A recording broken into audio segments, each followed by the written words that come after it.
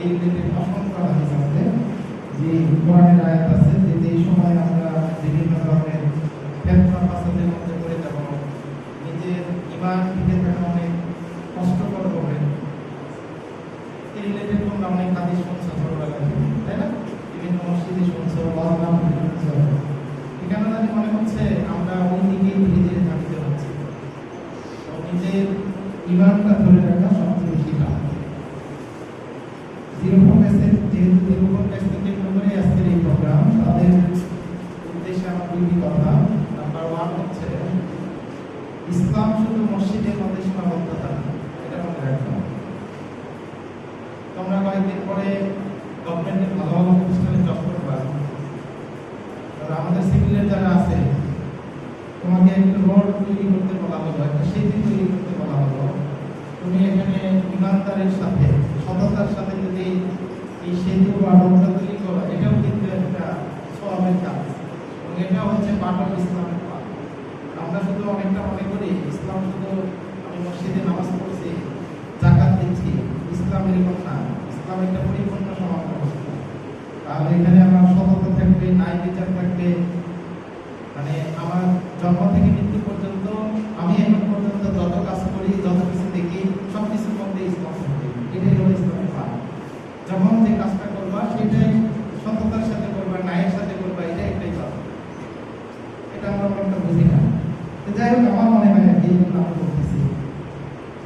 ধন্যবাদ জানাই বরিশাল ইঞ্জিনিয়ারিং কলেজের ইসলামিক কালচারাল সোসাইটিকে এরকম একটা সুন্দর প্রোগ্রাম আয়োজনের জন্য। যদিও মনে হয় এটাই ফার্স্ট টাইম এইরকম মালিকাবাসের বিদ্যালয়ে অনেক একটা হয়েছে, আনফর্চুনেটলি আমি ছিলাম না। মসজিদে একটা হয়েছে, মালিকাবাসের বিদ্যালয়ে একটা হয়েছে, অনেকের কাছে ছিলাম না। যাই হোক, এরকম আমি প্রথম কথা বলেছি এরকম একটা প্রোগ্রাম। আমি এই সোসাইটির আরো উত্তর সাফল্য কামনা করতেছি, যেন মাঝে মাঝে এই ধরনের সেমিনার আয়োজন করতে পারে।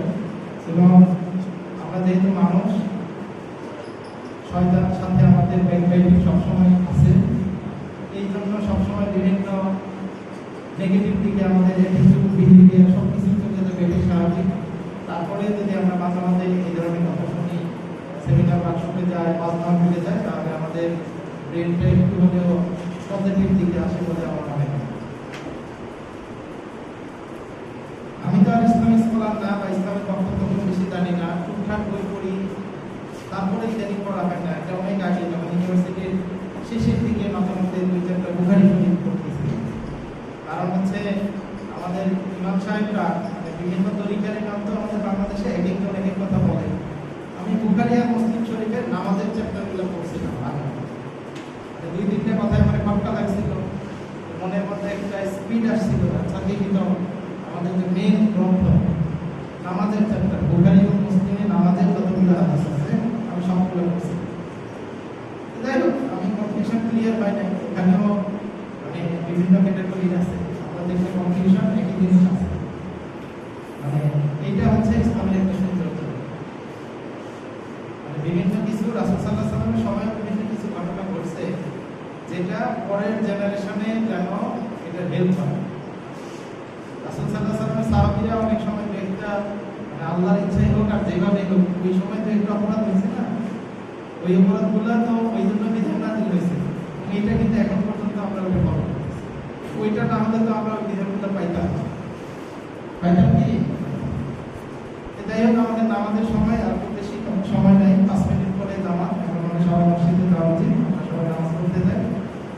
তো জিরোফোনের প্রতি আমার একটাই অনুরোধ, যে যেখানে জব করবা, মানে টাইম ম্যানেজমেন্ট এটাও একটা ইবাদতের পার্ট। তুমি যদি অফিস তোমার 9টা 5টা, তুমি অফিস করো 10টা থেকে 3টা, এখানেও কিন্তু তোমার স্যালারিটা হালাল হবে।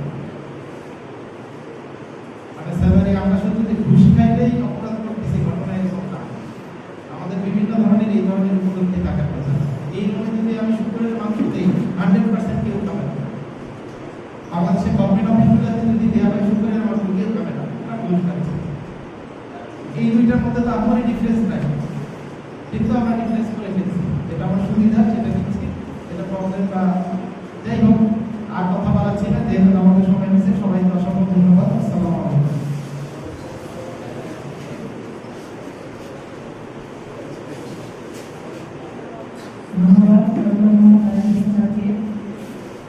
এর মাধ্যমে আজকে প্রথম অধিবেশন এখানে শেষ হচ্ছে। আসলে নামাজ শেষে ঠিক 5টা 40 মিনিটে আমাদের দ্বিতীয় অধিবেশন